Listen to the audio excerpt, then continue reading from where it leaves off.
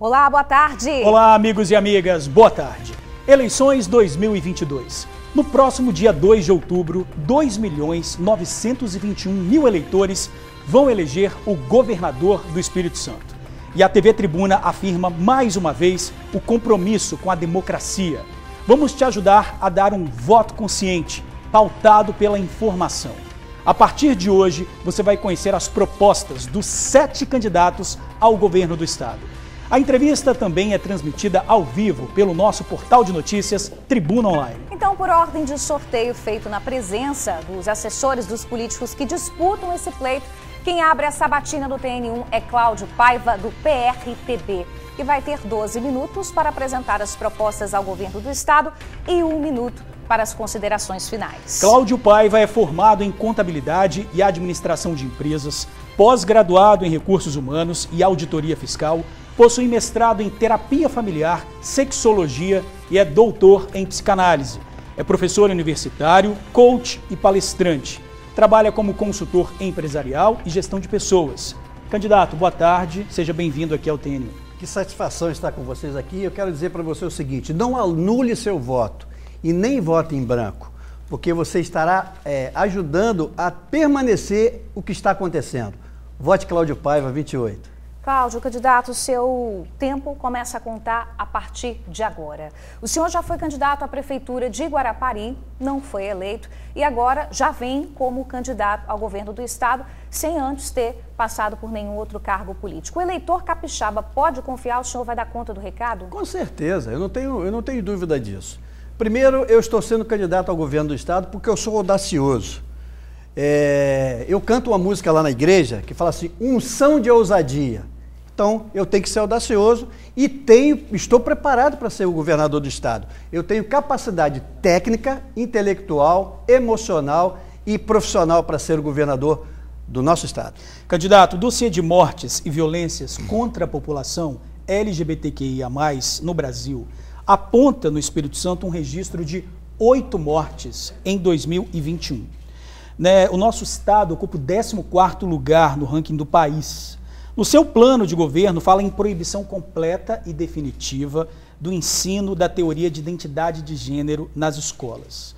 Queria saber do senhor, com a proibição dessa abordagem, desse tema nas escolas estaduais, pode contribuir para esse cenário? Eu creio que não vai contribuir para aumentar de maneira nenhuma. Por quê?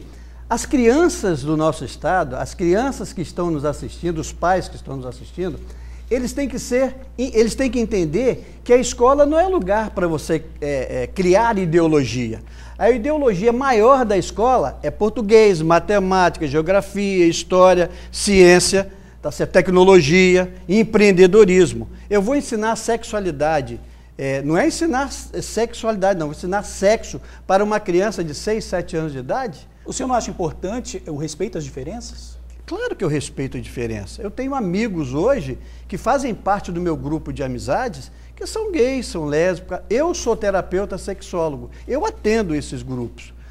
O adulto ele tem condição de definir a sexualidade que ele quiser, mas a criança jamais. Isso eu não vou admitir no meu governo, não. Candidato, no seu plano de governo, o senhor diz que o nosso estado não tem contingente policial suficiente para proteger a nossa população, dizendo que concorda com o acesso ao cidadão de armas legalizadas. O senhor acredita que armar a população pode contribuir com a segurança do nosso estado? Olha, não dessa forma que você está falando. Armar a população é dar condição de você proteger a sua família.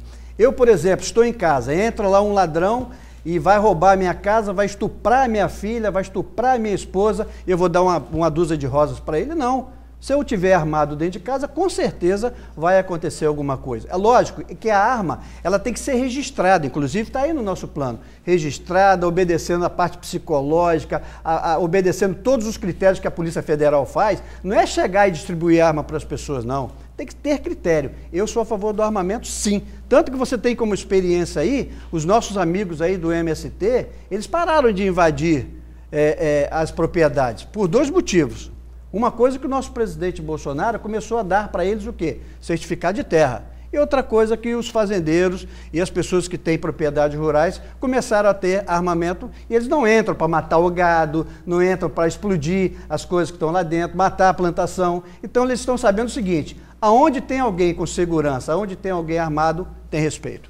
Em 2017, candidato, nós tivemos a greve da PM. Caso o senhor, um movimento desse repetisse e o senhor fosse governador, como o senhor agiria? Se eu fosse PM, eu agiria da mesma forma. Hoje, o nosso salário da PM é o pior salário do Brasil. Nós estamos em último lugar.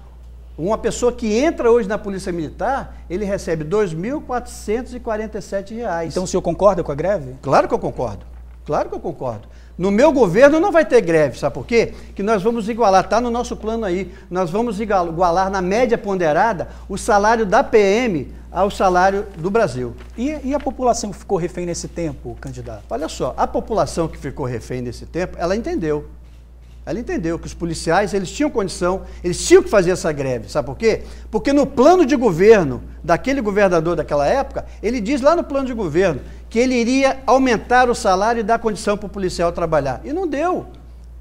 Ele não tem direito à greve, tá certo? Mas eu creio que as mulheres que foram para a porta do batalhão e não resolveu nada. Não resolveu nada. Fizeram a greve, houve aumento. O governador do estado falou que está com a caixa esburrando de dinheiro, está sobrando dinheiro. Por que ele não valoriza o profissional que é responsável pela nossa segurança? Só que no nosso governo nós vamos dialogar, nós vamos conversar com a polícia. Não é só a polícia militar não, a polícia civil também está passando por essa dificuldade. Porque não é só armamento que o nosso policial militar tem que ter, não. Ele tem que ter tratamento psicológico. A maioria dos nossos policiais hoje estão com problemas psicológicos. E o HPM? O HPM está jogado lá as traças. Por que o governo do estado não faz a reforma do HPM e coloca o HPM para funcionar? No nosso governo isso vai acontecer. Está no plano. Vamos falar de educação também, candidato. No seu plano de governo, o senhor promete a implantação de escolas integrais em todo o Espírito Santo, que é um plano bem audacioso. O senhor precisaria do apoio do governo federal, né, para conseguir colocar isso em prática, e a gente lembra que o governo federal está em decisão, o seu partido é um partido de direita. Como é que o senhor pretende dialogar nesse cenário? Olha só, essa palavra todo estado, ela já foi corrigida, inclusive vocês receberam ali, não é em todo o estado. Nós vamos colocar, pelo menos inicialmente, no nosso governo, 50% das escolas funcionando full time. A criança não pode estudar meio expediente e o outro meio expediente servir ao tráfico, servir à bandidagem. A criança tem que estar na escola. Escola é lugar de criança, onde ela vai aprender a ler, aprender a escrever, aprender a fazer redação, aprender o esporte. Por isso que a criança vai entrar às 7 horas da manhã na escola, onde os pais vão deixar a criança lá e vai trabalhar e vai sair às 5 horas da tarde. Aí sim, além das escolas full time, tem a escola militar, cívico-militar. Nós vamos implantar no estado. Na eleição passada, o general Mourão fazia parte do nosso governo, fazia parte do nosso PRTB. Ele me forneceu para Guarapari 2 escolas cívico-militares. Não foi aceito pelos políticos lá que foram eleitos.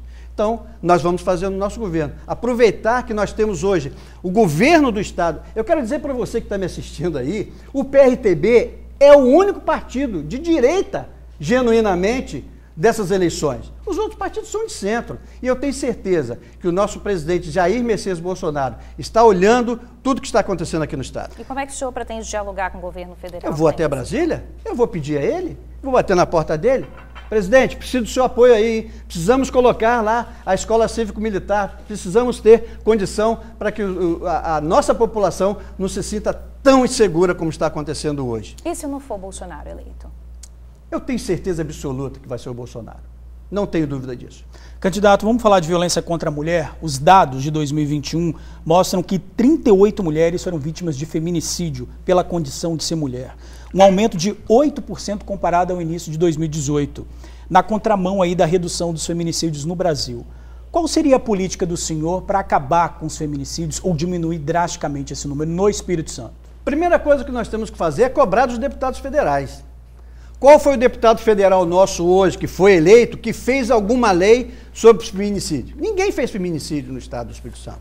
Eles vão lá, não sei fazer o quê. Tem uns que não fazem nem falar em público, eles falem. Agora está aparecendo todo mundo aí. Então eu vou cobrar de você, deputado federal, você que vai ser eleito, é você que tem que mexer na lei. Essa lei que você não mexeu explode em cima do nosso governo aqui. Mas nós vamos ter delegacias especializadas, como já tem algumas delegacias, e nós vamos ter delegacias especializadas, com policiais especializados, para que a gente possa diminuir essa covardia que estão fazendo com as mulheres. Candidato, no seu plano de governo, o senhor promete zerar o ICMS para combustível, medicamentos, alimentação também aqui no estado.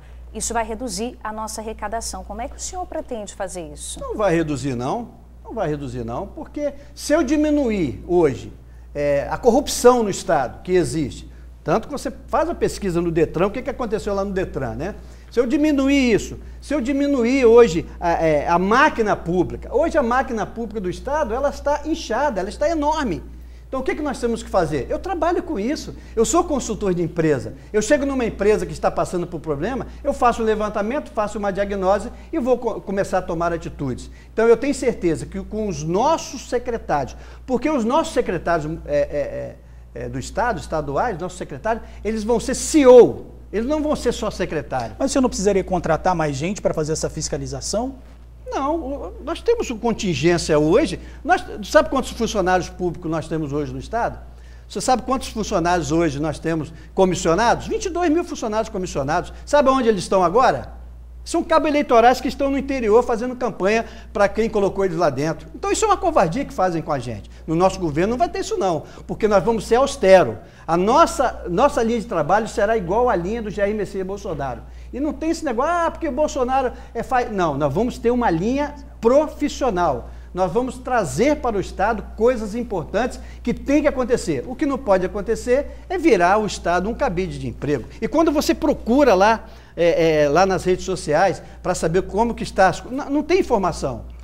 Candidato, a gente está com 1 minuto e 44, a última pergunta antes do seu encerramento, sobre a saúde, candidato, a proposta do senhor. Sobre a saúde? Olha só, hoje nós temos filas de pessoas que estão precisando fazer operação de cataratas, pequenas cirurgias. O que nós vamos fazer? Nós vamos pegar esses hospitais particulares que têm condição de nos atender, sábado, domingo e feriado, nós vamos lá e vamos contratar a mão de obra desses hospitais para que a gente possa diminuir as filas. Se nós colocarmos a saúde do estado do Espírito Santo com médicos que trabalham realmente, que vão para o plantão, não médicos que fazem plantão e vão fazer as outras coisas não, que a gente já está pesquisando aí, tá legal? Então você que é médico, você que é enfermeiro, você vai ser valorizado para que você possa prestar um grande serviço à nossa comunidade. A nossa comunidade, ela chora, ela clama por um bom atendimento. E como eu trabalho com treinamento, como eu trabalho com essa parte, nós vamos treinar você, nós vamos qualificar você e dar você remuneração para que você possa atender bem o seu patrão, que são os contribuintes. Dar como atrair, não é, os médicos que hoje, por exemplo, a falta de pediatras, não é? Como atrair esse profissional, já que eles estão em falta? Salários, nós temos que dar salário para o médico. Não é justo o médico ganhar o que está ganhando hoje. Por isso que ele tem um monte de emprego. Vamos dar condição para que o médico possa trabalhar. Temos que conversar com os médicos. Quem vai administrar a parte de saúde do meu governo vai ser o médico. E o médico daqui do Espírito Santo, porque conhece a real situação do Espírito Santo. Candidato, a gente está aí nos 10 segundos finais. Agora o senhor tem 1 minuto para as suas considerações finais. Você que está me assistindo, você que está reclamando de tudo, hoje você reclama de saúde, reclama de hospital. A nossa cidade de Guarapari, na qual eu fui candidato lá, nós temos um hospital, olha, para funcionar, precisa de 80 a 90 milhões. E o governo do estado está gastando 127 milhões numa ponte. Não, a ciclovia. Por que ele não pega esse dinheiro e coloca na saúde de Guarapari? Guarapari vai atender ao entorno 350 mil pessoas que vão desafogar os postos de saúde. E você que está me assistindo, me dê uma oportunidade. Eu não faço parte da cúpula, eu não faço parte do sistema, eu não faço parte do mecanismo. Cláudio Paiva é uma opção para você que quer mudança nesse estado. Você não quer cara nova? Você não quer mudança? Está aqui, Cláudio Paiva, PRTB 28. Valeu, candidato. Muito obrigado pela participação do senhor, né? Uma oportunidade aí dos telespectadores do TN1 conhecer melhor os seus projetos. Também pode entrar lá no TSE que tem o programa Cláudio Paiva é no nosso Instagram lá. Tá, a página do senhor. A nossa página, tenho certeza que você vai conhecer melhor o Cláudio Paiva. Ok, obrigado, candidato. Obrigado, candidato. Muito obrigado. E olha, o TN1 volta já já com as notícias policiais do dia, ofertas de emprego também, um alerta muito importante aos pais para evitar acidentes que envolvem crianças. Fique com a gente, não sai daí não. TN1 de volta, agora 12h17. Uma mulher foi assassinada em Domingos Martins.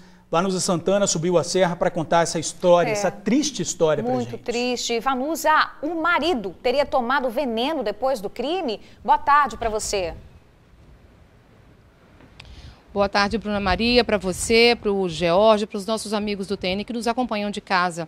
Exatamente. Erildo Seibel, ele acabou aí logo após desferir vários golpes de faca na companheira dele, a faxineira Janete dos Santos Nascimento, de 37 anos. Ele ingeriu veneno, seriam fertilizantes, inseticidas que são usados em lavouras, já que ele é lavrador. Então esse crime aconteceu na noite desse domingo.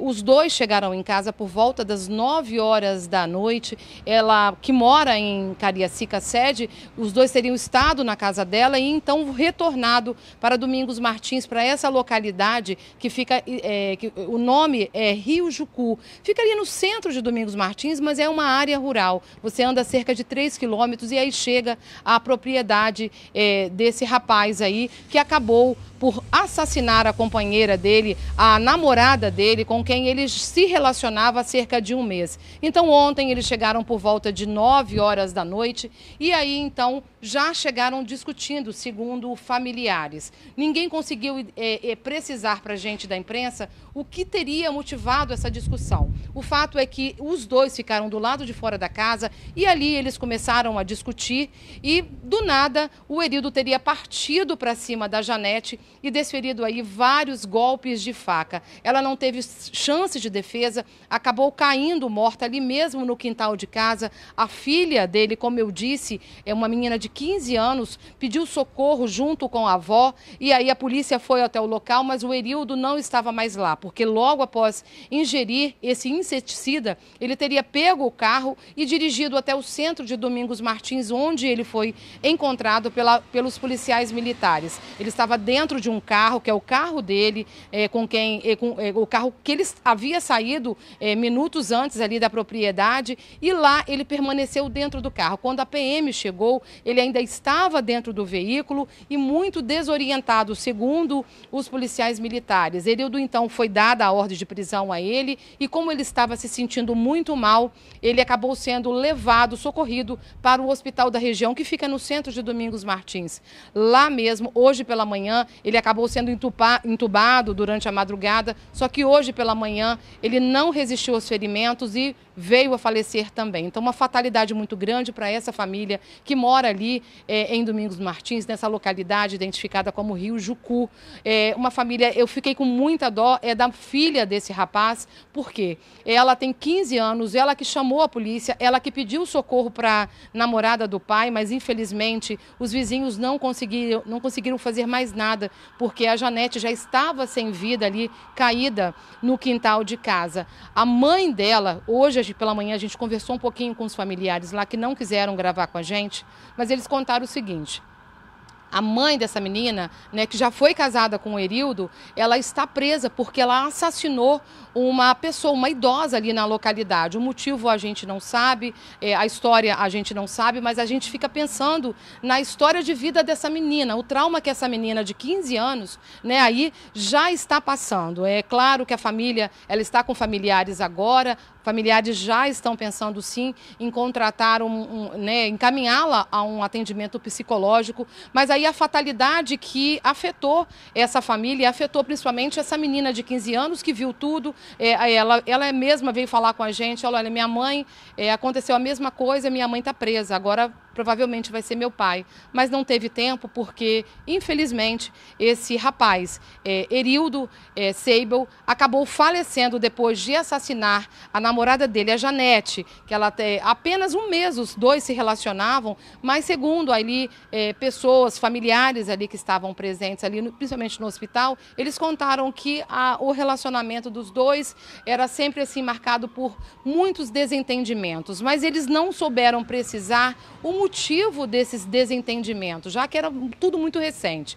O que a gente também pôde obter de informações lá no município, lá em Domingos Martins, junto a policiais civis, é o fato de que Erildo já tem uma vida, um histórico de violência doméstica. Uma ex-companheira dele, madrasta dessa moça de 15 anos, já realmente denunciou ele por violência doméstica. Ele já teria agredido ela algumas vezes e então ela pediu medida protetiva. Enfim, uma fatalidade aí que traz à tona, né, um município tão bonito quanto Domingos Martins e assola uma família, é claro, aí deixando muitas sequelas, principalmente nessa adolescente de 15 anos, George e Bruna. Fatalidade, mas provavelmente ele dava sinais já antes, né? Por isso a importância também da denúncia, dos familiares estarem atentos. É uma tragédia, gente, uma família aí desfeita por conta da violência. Vanusa, muito triste. Qualquer novidade, você volta a chamar a gente aqui, viu? Obrigada pelas informações. Agora, imagens impressionantes de um assalto que aconteceu em Vila Velha. A vítima estava de moto e foi esfaqueada nas costas pelo assaltante. Olha só que desespero essas imagens, essa abordagem, gente. Esse crime aí aconteceu no bairro Jockey Itaparica. Somente esse ano por lá, gente, foram registrados mais de 70 roubos. Vamos acompanhar na reportagem. O vídeo mostra o momento exato em que o assaltante já chega esfaqueando a vítima. Foi às 4h35 da tarde, como está registrado nas imagens. A vítima, um homem de 33 anos, está parado em cima da motocicleta, mexe no celular, parece enviar alguma mensagem. Agora repare no canto da imagem. O homem de boné branco e camisa preta está perto dos carros. Depois ele vai para o outro lado da rua, se aproxima da vítima e já tira a faca da cintura e dá o primeiro golpe, já pegando o celular da vítima, que corre. Eles somem da imagem e em segundos o suspeito reaparece, dessa vez fugindo, e a vítima tirando o capacete e indo em direção ao criminoso. Tudo acontece muito rápido, enquanto a motocicleta fica caída perto da calçada. Esse crime aconteceu nesta rua, no bairro Jockey de Itaparica, em Vila Velha. Segundo o familiar, a vítima veio buscar a namorada aqui no bairro Jockey para poder aproveitar o resto de domingo. Foi aí que o ataque, o assalto, aconteceu. O familiar contou que a vítima levou uma facada nas costas e também acabou sendo ferido no braço. Logo em seguida, foi para um hospital onde foi atendido e teve que levar pontos também.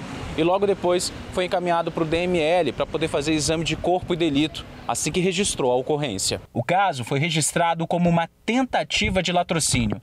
E esse ano, até o mês de julho, segundo a Secretaria de Segurança Pública do Estado, mais de 70 roubos em via pública foram registrados no Jockey de Itaparica. Apesar da aparência pacata de tranquilidade, essa moradora, que há 8 anos vive por aqui, tem relatos da violência. O vizinho meu foi assaltado 6 horas da manhã, estava indo trabalhar, e aí tinha um casal passando próximo dele e ele pensou que não fosse ser assaltado por ser um casal.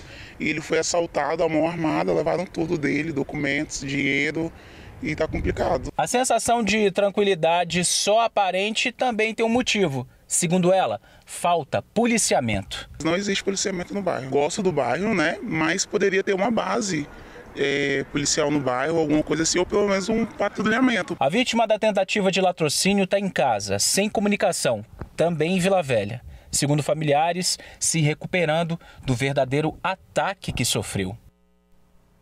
Fica aí o pedido de reforço, né, na segurança do bairro Jockey Itaparica, em Vila Velha. Uma covardia a gente acompanhar essas imagens, tá? O assaltante ainda não foi encontrado. E olha, um adolescente de 15 anos foi assassinado com pelo menos 10 tiros em Cariacica. O corpo foi encontrado dentro de um cemitério. Wesley de Oliveira da Cruz, conhecido como Dante, tinha 15 anos. O adolescente foi assassinado com mais de 10 tiros, a maioria na cabeça, dentro do cemitério Santo Agostinho, no bairro Aparecida, em Cariacica. O crime aconteceu na madrugada deste domingo. O corpo estava entre os túmulos e foi visto pelo funcionário do local quando chegou para trabalhar. A polícia foi acionada em seguida. Próximo à vítima, pedaços de canas e um carregador de celular. A mãe e outros parentes do adolescente estavam inconformados com o crime. A vítima morava no bairro desde criança. Muitos conhecidos e curiosos olhavam o trabalho da perícia do portão do cemitério. Abalados, os familiares do adolescente preferiram não gravar entrevista, mas uma tia disse que, além de Wesley, houve 2 perdas na família. Há 3 anos, o irmão do jovem também foi assassinado no bairro Aparecida. E há 6 meses, o tio dele foi morto a tiros em Vila Velha. De acordo com a polícia, as 3 mortes podem ter envolvimento com o tráfico de drogas. O crime é investigado e, por enquanto, nenhum suspeito foi preso. Logo após o assassinato do adolescente, moradores disseram que ouviram barulho de tiros no bairro. A Polícia Civil está investigando esse caso e, até o momento, nenhum suspeito foi detido. Olha, gente, no interior do estado, um jogador de futebol foi morto a tiros por causa de uma aposta. Josimar Luciano de Castro foi baleado com 6 tiros pelas costas no momento em que saía de um bar no município de Barra de São Francisco. De acordo com a polícia, o motivo do assassinato seria uma discussão por causa de uma aposta durante um jogo de sinuca. O suspeito, identificado como Robson Pereira, foi preso logo depois do crime e autuado por homicídio e encaminhado ao presídio. O jogador disputaria uma partida neste domingo em um torneio que acontece na cidade. O jogo foi adiado para o próximo fim de semana. E um policial penal foi preso após agredir um soldador. Ele teria até atirado para cima. Os dois estavam em uma festa de aniversário em Viana. Pois é, quem vai trazer os detalhes para a gente dessa história é a repórter Vanessa Calmon, que já está na área. Vanessa, essa briga teria começado por causa de ciúmes, é isso mesmo? Boa tarde para você. Exatamente, Bruna. Muito boa tarde para você, para o George, para todo mundo que nos acompanha. Inicialmente, essa confusão toda aí teria começado por conta de ciúmes. O policial penal de 32 anos, identificado como Ralph Brito Guimarães, estava acompanhado da esposa nessa festa de aniversário que acontecia no bairro Vila Betânia, em Viana, e teria se sentido aí enciumado por conta de um outro homem que estava na festa, um soldador de 28 anos, que, segundo ele, segundo o Ralph, estaria dando em cima da esposa dele. E logo depois disso, a confusão ainda ficou pior quando o policial penal disse, que essa mesma pessoa, esse mesmo soldador de 28 anos, teria insinuado que ele pegou um copo na festa que não era dele. Bom, diante dessa situação, o policial penal teria atirado para cima e posteriormente teria dado um soco também no rosto desse rapaz de 28 anos, que chamou a polícia militar. Os dois foram levados para a delegacia, para o DPJ de Cariacica. Na delegacia, eles deram os depoimentos para o delegado, que entendeu que o policial penal, sim, teria agredido o rapaz e também essa questão de ter atirado para cima. Por isso, ele foi autuado por atirar em via pública e também por lesão corporal. Foi encaminhado, inclusive, ao presídio. A nossa repórter do Jornal Impresso, Cananda Natielli, conversou com a vítima, com esse soldador de 28 anos, que contou um pouco do que aconteceu durante a festa de aniversário. Vamos ouvir o que ele disse. Estávamos numa festa lá, crianças, adultos, idosos, todo mundo curtindo, domingo, bebendo, logicamente. Aí essa pessoa já estava bastante alterada e ela se caminhou para o banheiro e de repente houve-se um disparo. Ele atirou para o alto. Logo que eu virei, ele já deu uma porrada no meu rosto e já caí. Nisso que eu já estava caído no chão, ele tentou pegar a arma dele na cintura e foi aí que o outro amigo agarrou ele por trás, impedindo ele.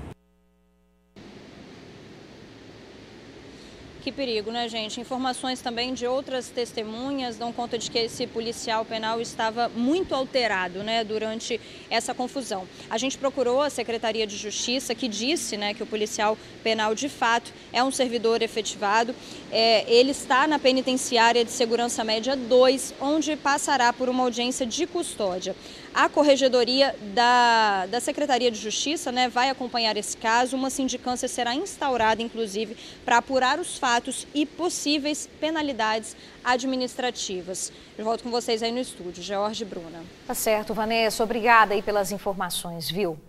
Gente, um pintor foi detido acusado de injúria racial. Moradores de uma rua no bairro Marcílio de Noronha denunciaram o homem. Uma das vítimas disse que foi chamada de macaca. E num vídeo gravado por testemunhas, ele chama um vizinho de crente sem vergonha e mula manca.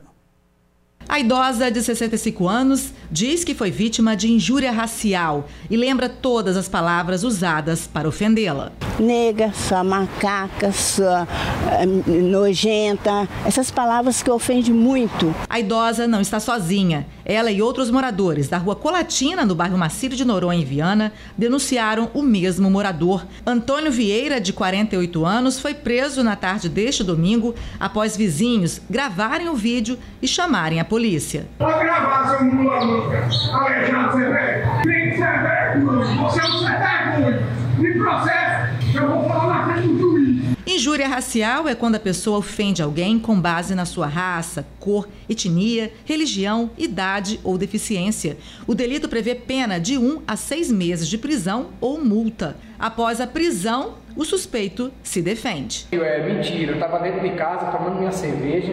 Infelizmente tem uns vizinhos que houve um problema atrás, eu fui alvo de uma covardia, quebraram meu braço, eu trabalho, eu sou pintor profissional. Você estava se referindo a quem? Não, eu estava dentro de casa.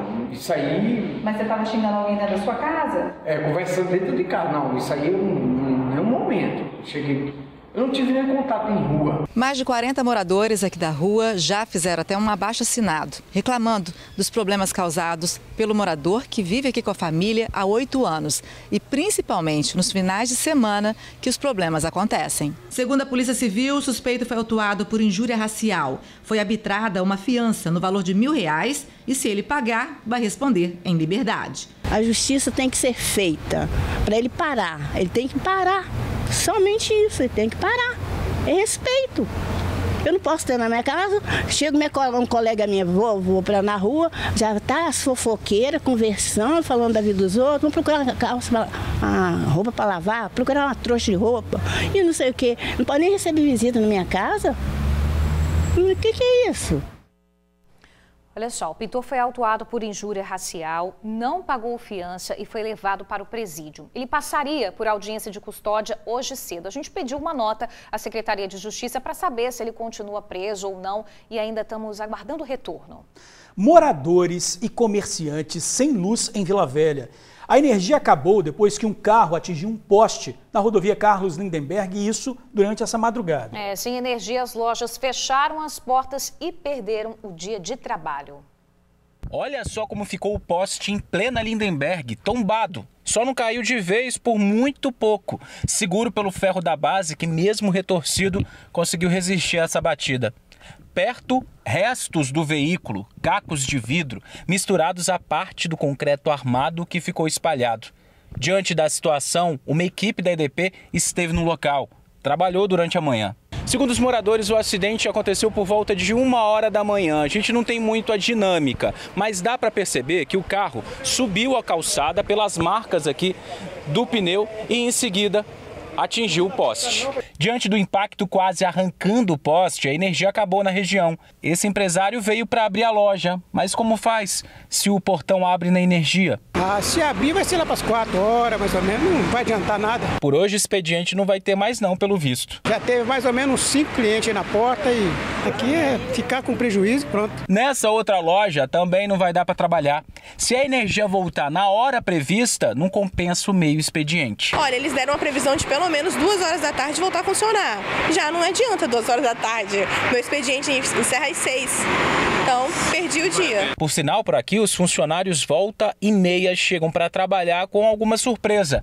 Quando não é o poste que é arrebentado, é lascas de parede e até a porta de aço atingida. Uma realidade dos moradores e comerciantes à margem da rodovia. pelo menos aí de 7 em 7 meses, de vez em quando a gente tem essas surpresas. Abate aqui ou quebra ali. Eu acho que se colocasse um radar já dava uma aliviada aí. Pelo menos, né? Apesar que tem gente que, né, infelizmente ignora, mas seria ótimo. Impressionante a imagem desse poste. Bom, a EDP diz que equipes técnicas estão trabalhando na substituição do poste e na recomposição da rede elétrica afetada. 42 clientes vão ficar sem energia até o serviço ser finalizado. O TN conversou com a família do bebê que morreu depois de engolir uma pecinha de brinquedo na serra. Depois de engasgar, o pequeno Caleb, de apenas 1 ano e 5 meses, foi socorrido às pressas pelos pais, mas infelizmente não resistiu. Ele era filho único.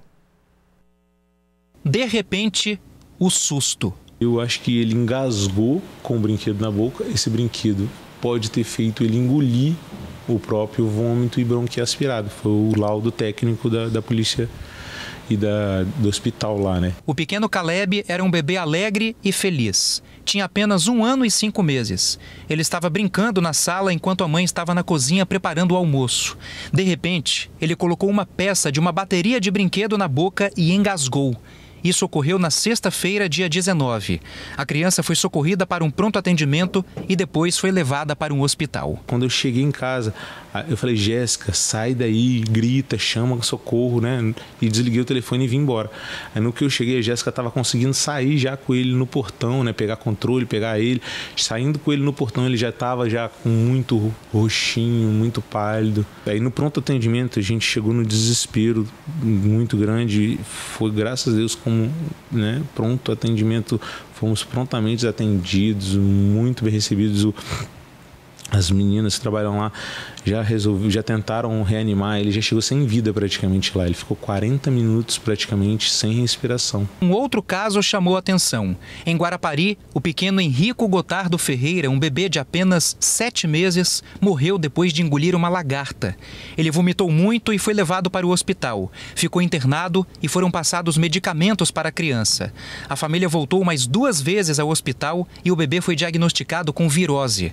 Porém, 1 semana após ter engolido o bicho, ele não resistiu e morreu. Ao mesmo tempo, Fabrício, pai de Caleb, tenta recomeçar a vida. A gente não está suportando, a gente está tentando conviver com ela, não tem outra explicação, né? Meu Deus, é de cortar o coração ouvir essa família falando. E a gente faz um alerta muito importante agora, né, para todos os pais, para todos que lidam diretamente com crianças. Os acidentes são muito comuns nos primeiros anos de vida dos pequenos e, infelizmente, como a gente viu agora, podem terminar em morte, como foi aí o caso do Caleb e do Henrico. A Vanessa Calmon vai conversar agora com a aspirante do Corpo de Bombeiros, Aline Oliveira. Ela vai passar dicas que podem salvar vidas em caso de acidentes. Boa tarde para vocês, Vanessa. Exatamente, Jorge. Mais uma vez, boa tarde para vocês aí no estúdio, para quem continua nos acompanhando de casa. Acho que são dicas valiosíssimas, né, que nós vamos dar aqui agora, não só para quem tem criança em casa, mas também para quem tem um irmão menor, para quem tem um sobrinho, para quem tem um afilhado, um neto, que às vezes, né, passa um tempo ali com alguma criança. A gente acabou de acompanhar, né, na matéria, a gente fica até bem abalado, né, de ouvir o relato dos pais falando sobre o pequeno Caleb, né, ter ficado engasgado cerca de 40 minutos e já ter chegado ao hospital praticamente sem vida. Então, por isso que a gente vai dar agora essas dicas aqui para vocês aí de casa. Jorge já apresentou, mas vou apresentar novamente. A gente está com a aspirante Aline do Corpo de Bombeiros. Aspirante, então, já fala para a gente sobre essa questão dos brinquedos, né? A gente viu na matéria, o neném, um pouquinho mais de 1 ano, ele estava brincando com uma bateria, né? Uma bateria, aquelas baterias de brinquedo infantis, e aí ele se engasgou com um pedacinho daquela bateria. Geralmente, a gente tem que ficar atento à idade indicativa no brinquedo. Como é que é isso? Boa tarde para você. Boa tarde a todos. Com certeza, reforçar essa indicação de orientar os pais de olhar na caixa dos brinquedos, os rótulos, a indicação das idades, mas a gente sabe também que as crianças conhecem o mundo através dos sentidos, né? Então é natural dela querer colocar as coisas na boca, por curiosidade, ou até mesmo no nariz. Então a gente tem que afastar dela qualquer possibilidade dela entrar em contato com qualquer coisa que seja menor do que o tamanho da boca dela. Então, a começar pela indicação dos brinquedos, isso é importante, mas também outras coisas que não vêm, às vezes, em caixa, indicações, né? A indicação, mas que se for menor do que o tamanho da criança, da boca dela ou da narina, é melhor você afastar. Você está falando de qualquer pecinha que a gente tenha em casa, qualquer bolinha, qualquer coisa que a criança possa pegar assim num móvel, por exemplo, e acabar colocando na boca? Exatamente. Qualquer Lego, bolinha de gude. A gente sabe que algumas coisas acontecem, né, sem a gente poder ter controle, colocar um animal na boca, alguma coisa assim. Mas é por isso que é importante identificar e fazer a manobra correta para a gente poder ajudar essa criança num caso que a gente não possa prever. Bom, você já até começou a falar aí, então, sobre a manobra correta, né? Vamos supor que a gente está ali com a criança dentro de casa, uma criança menor de 2 anos, acabou se engasgando. Primeira pergunta, como é que a gente percebe que a criança está engasgada? Que sinal que ela dá? Porque muitas vezes ela não consegue se expressar, né? Falar. Isso, o primeiro passo é a identificação do engasgo. Uma criança menor, ela vai parar de chorar, ou ela vai tentar chorar e não vai emitir nenhum som. Ela vai fazer aquele esforço e não consegue chorar. Ela também pode apresentar roxidão nos lábios e no rosto, e você vai ver que ela não movimenta o peito para fazer movimento respiratório. Uma criança um pouco maior, assim como um adulto, ela já pode fazer o sinal do engasgo, que ela põe as 2 mãozinhas aqui assim e te mostra que ela está engasgada com alguma coisa. Então, a primeira coisa é a identificação do engasgo. Bom, a partir desse momento, então, identificou, é aí que vem a chave da questão, é aí que vem a manobra do desengasgo, né? Isso. Primeira coisa que você vai fazer, se a criança for menor, for uma criança menor ou até 2 anos, você vai colocar ela sobre o seu antebraço, segurando a boquinha dela aberta com as suas mãos, com os seus dedos, e o importante é que ela fique com a cabeça mais baixa do que o corpo. Você pode apoiar no seu joelho, você pode sentar, mas o importante é que a gravidade ajude a descer. Entre as escápulas dela, esses 2 ossinhos, você vai pegar sua mão espalmada e vai dar 5 tapinhas para frente, na direção para frente. 1, 2, 3, 4, 5. Vai virar ela no seu outro antebraço e ver se ela desengasgou, se ela cuspiu ou vomitou aquilo que estava entalado. E aí você vai observar, se não desentalou, vai fazer 5 apertos na linha entre os 2 mamilos, vai fazer 5 compressões. 1, 2, 3, 4, 5. E vai observar. Se não voltou, você continua a manobra do mesmo jeito, até que ela retorne. E você também tinha dito, né, Aline, essa questão do que a mãe ou o responsável, quem estiver com a criança naquele momento, ela pode ligar também e vocês ajudam nesse momento? Como é que é? Na verdade, a primeira coisa, quando você identificar, mesmo que você saiba fazer, o importante é você chamar ajuda. Porque mesmo depois que você desobstruir, é importante que a criança vá a um hospital. Geralmente, acontece muitas vezes, pelo telefone, ligar 193 nesse desespero e a gente consegue orientar essas crianças. Então, no primeiro semestre, a gente teve 10 óbitos no primeiro semestre aqui de crianças por ovácea, obstrução de vias aéreas.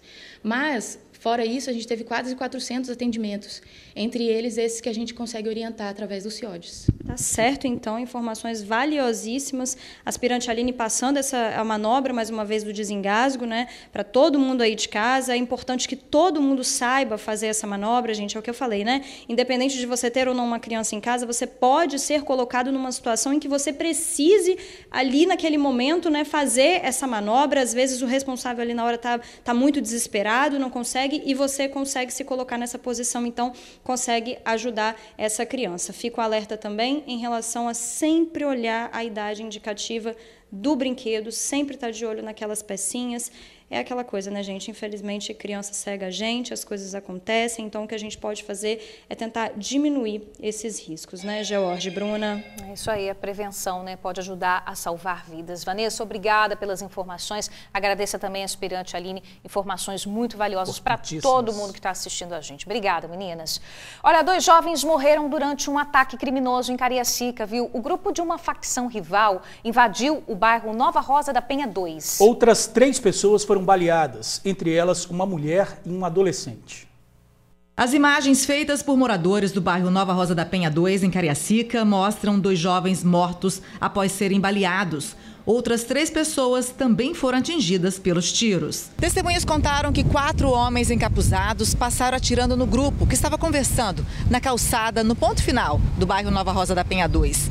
3 jovens também foram baleados e socorridos ao Hospital Antônio Bezerra de Farias. Um foi baleado na perna, outro no braço e outro na panturrilha. Essas 3 vítimas têm 21 anos, 20 e 14 anos de idade. Segundo a Polícia Militar, o crime aconteceu devido à guerra pelo tráfico de drogas na região. Entre as vítimas, Marcelo Henrique Pereira dos Santos, de 19 anos. A mãe de Marcelo não quis mostrar o rosto. A dona de casa, de 37 anos, conta que o filho começou a se envolver com o tráfico de drogas com apenas 12 anos. Tinha 3 passagens pela justiça. Ele ficou preso por tráfico e estava em liberdade há menos de um mês. Desde quando ele tinha 12 anos, a gente está sofrendo com isso. Não quis nada, não quis estudar, sempre dei conselho, já foi preso, 9 meses. Estava 9 meses, não tinha nem um mês que estava na rua e aconteceu isso. A Polícia Civil disse que o caso seguirá sob investigação da Divisão de Homicídios de Cariacica. Até o momento, nenhum suspeito foi detido. Agora vejam só essa imagem, bota aí na tela, por favor, gente. O motorista de um caminhão guincho estava andando, fazendo zigue-zague na pista, olha aí. Ele chega a invadir a contramão, isso mais de uma vez, viu, gente? Olha aí, quase atinge o carro que vinha no sentido oposto. Passou muito pertinho, né? O flagrante foi feito na BR-101, em Anchieta, sul do estado. A Polícia Rodoviária Federal parou esse motorista, lógico, e para surpresa de todos, o homem estava dirigindo, olha aí de novo, olha indo para a pista. Ele estava dirigindo com uma latinha de cerveja no painel do caminhão.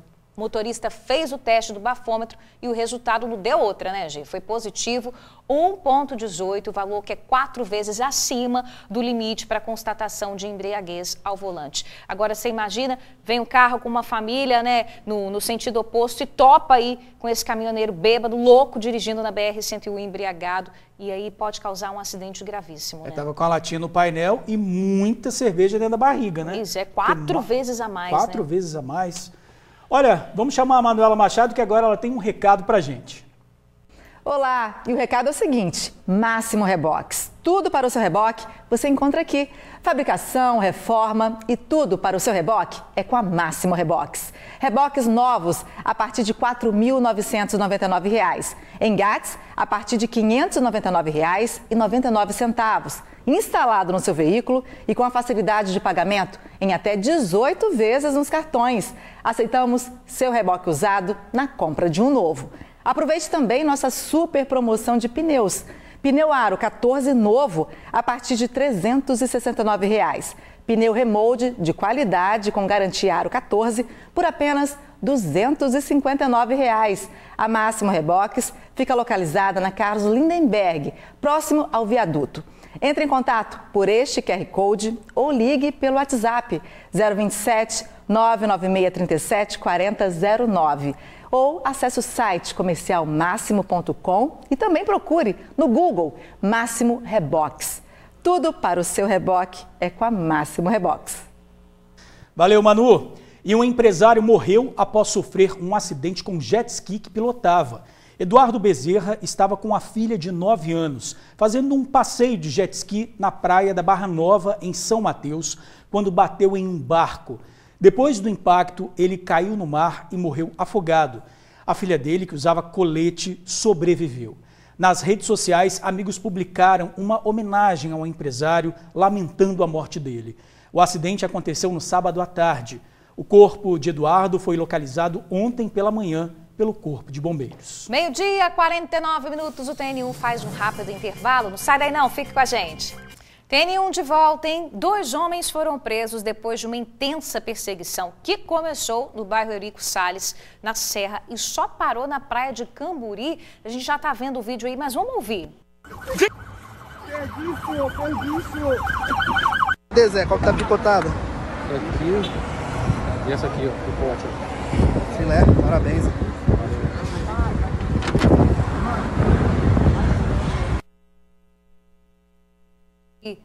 A gente está vendo aí a atuação da Guarda Municipal, eles prenderam aí muita droga, munições também durante essa abordagem. Foi o seguinte, os agentes da Guarda Municipal, eles receberam uma denúncia de que o homem estava armado dentro de um shopping. Na hora da abordagem, ele e outro suspeito fugiram em alta velocidade, essa perseguição que a gente está vendo aí. Quando chegaram na orla de Camburi, eles saltaram do carro, tentaram fugir correndo, mas aí foram detidos pela guarda. Um deles, gente, ainda sacou a arma e tentou atirar nos agentes da Guarda Municipal, mas os tiros falharam. Pois é, dentro do veículo uma grande quantidade de maconha, cerca de 5 quilos da droga, e o suspeito de 39 anos foi autuado por tráfico de drogas e também por associação ao tráfico. O de 18 anos foi autuado nos mesmos crimes e também, gente, por tentativa de homicídio contra agentes de segurança. Esses dois foram encaminhados para o centro de triagem de Viana. Uma perseguição assim, no meio dos carros, no meio de todo mundo, perigo danado, ainda bem que eles foram presos. Olha, a Praça dos Namorados tá às escuras, hein? Ninguém merece, pelo menos na área onde ficam as barraquinhas dos expositores, tá tudo escuro por lá. O furto de fios seria uma das causas desse problema. Pois é, prejuízo para quem trabalha e ainda nem sabe, né, quando esse problema será resolvido. Banheiro à luz de velas, mas não é glamour não. Banheiro à luz de velas. Infelizmente, os moradores de rua não estão deixando a gente trabalhar. Além dos banheiros, esses vídeos recentes mostram criminosos furtando os fios de cobre na Praça dos Namorados, na Praia do Canto, em Vitória. O padrão de energia está destruído e, com isso, parte da pracinha ficou sem energia, prejudicando os expositores. Para atender os clientes, foi preciso alugar um gerador, uma despesa inesperada. Fica em torno de 200 a 250 aluguel de geradores. Isso por dia? Sim, por dia. Por último, a gente está assim 3 semanas no escuro, né? Porque roubaram todo o cabeamento. Por último, levaram tudo que você possa imaginar, né? Que conduz energia, o padrão, tudo foi roubado. E segundo os expositores, o problema dos furtos aqui na Pracinha dos Namorados acontece desde o ano passado. E por isso que eles pedem mais segurança aqui no local, que é considerado um dos pontos turísticos do Espírito Santo. A gente está assim implorando a prefeitura que nos socorra, porque a gente precisa de ajuda, né? Essa praça é uma praça tradicional, ela tem mais de 30 anos, né? E é ponto turístico, né? Registrado como ponto turístico, e nós estamos completamente abandonados. Anísio é o presidente dos expositores da Praça dos Namorados. Ele conta que já procurou a Prefeitura de Vitória e a EDP e ainda não teve uma resposta. A Excelsa veio aqui, fez a vistoria, viu que as caixas de energia, que a distribuição da praça estava com problema, com perigo de morte, aí desligou a energia que vem para a praça, né? E nisso, sem a energia no padrão, aí aconteceu isso tudo que vocês estão vendo aí, né? Então ficou nesse impasse. A prefeitura tinha que fazer a parte dela dentro da praça, para depois a Excelsa religar a energia. A EDP disse que a energia foi desligada a pedido da prefeitura, que queria fazer reparos no local. A prefeitura respondeu que a iluminação pública da praça está funcionando normalmente. Afirmou que a iluminação individual é de responsabilidade de cada expositor. Quanto ao furto de fios, diz que tem atuado no combate a esse tipo de crime e desde janeiro do ano passado, mais de 50 pessoas foram detidas por furto ou receptação de fios de cobre. Denúncias podem ser feitas pelo Fala Vitória 156. E agora a Luísa Dyer tem um recado pra gente. Prepare a sua casa para torcer junto com a Casa do Serralheiro. As ofertas já estão em campo. Confere aqui na tela comigo. Chapa inox por apenas R$ 189 a peça. Coluna pronta, R$ 69,90 a peça. Telha termoacústica, R$ 69,90 o metro quadrado. E tem muito mais. Você já sabe, né? A Casa do Serralheiro é o maior shopping de aço do Brasil, com uma grande variedade de produtos e só aço de qualidade. Além da entrega mais rápida do estado, o atendimento por aqui é VIP. Recebemos o seu projeto e, junto com os nossos especialistas, recomendamos o melhor custo-benefício. A Casa do Serralheiro joga junto com você e veste a camisa da economia. Estamos na Serra, Campo Grande, Santa Maria de Jetibá, Linhares, São Mateus e agora em Vila Velha.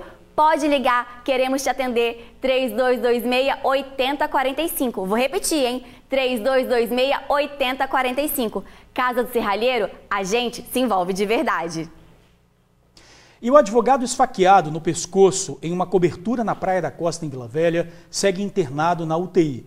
A vítima, de 58 anos, estava com a secretária no apartamento e disse que a ex-mulher chegou ao local e o agrediu com uma faca. O advogado ficou ferido no pescoço e foi socorrido pelo SAMU. O caso aconteceu na sexta-feira à noite. Por telefone, a ex-mulher da vítima alegou que é inocente. As câmeras do local podem ajudar a polícia nas investigações.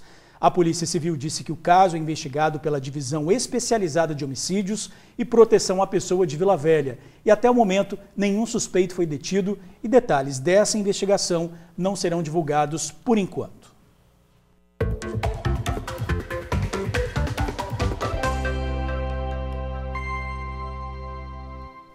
Semana está começando, bora falar de emprego, né? Cine de Vila Velha começa essa semana com 217 vagas. Cuidador de idosos, garçom, soldador, vidraceiro, auxiliar de limpeza e muito mais. Acesse vilavelha.s.gov.br/trabalha Vila Velha. Já o Cine da Serra tem 587 oportunidades, muita coisa, hein? Fique ligado. São chances para auxiliar mecânico, balconista, ajudante de motorista, jardineiro e operador de caixa. Acesse maisemprego.serra.es.gov.br e boa sorte para todo mundo. E antes de encerrar o TN1, um lembrete, tá? Amanhã vamos continuar dando sequência à sabatina com os candidatos ao governo do estado. Vamos receber Aridelmo Teixeira do Novo. Não deixe de ver, tá? Hoje entrevistamos Cláudio Paiva do PRTB. Essa é uma ótima oportunidade para você conhecer as propostas do candidato e dar aí um voto consciente, né, Bruno? É isso aí, as entrevistas começam meio-dia em ponto aqui no seu TN1. Encontro está mais do que marcado. Agora, meio-dia 58 minutos. Beijo enorme para vocês. Que seja uma semana abençoada, né? Tchau, gente. Até amanhã. Tchau, tchau.